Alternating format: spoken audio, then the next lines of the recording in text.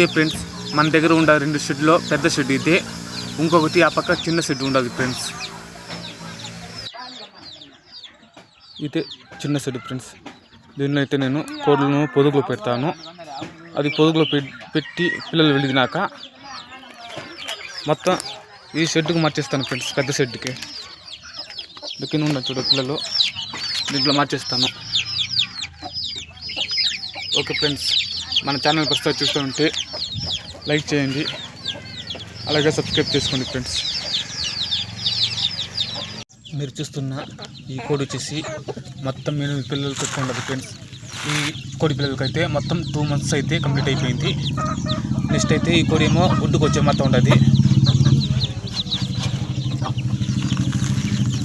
మన దగ్గర ఉండేది ఈ ఒకే పుంజు ఫ్రెండ్స్.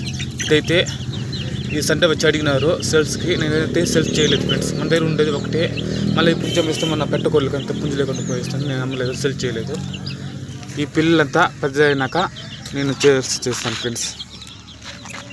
ఈ నల్లకోడి అయితే మొత్తం 9 పిల్లలు పెట్టుకుంటుంది ఫ్రెండ్స్. దీన్ని కూడా మొత్తం 2 months అయితే కంప్లీట్ అయిపోయింది. ఇది అయితే మొత్తం 9 పిల్లలు బ్లాక్ కలర్ ఫ్రెండ్స్. ఆడాడ వెయిట్గా ఉంటుంది. నెక్స్ట్ మన దగ్గర ఈ కోడి ఫ్రెండ్స్ గుడ్డు పెట్టుకుపోతుంది. ఇదైతే ఇంకా 1 week అయితే గుడ్డుకి వచ్చేస్తుంది. ఇప్పుడు పుంజుతో తిరుగుతూ ఉండాలి. దీని కూడా గుడ్డు పెట్టి పొదుగులో పెట్టాను ఫ్రెండ్స్.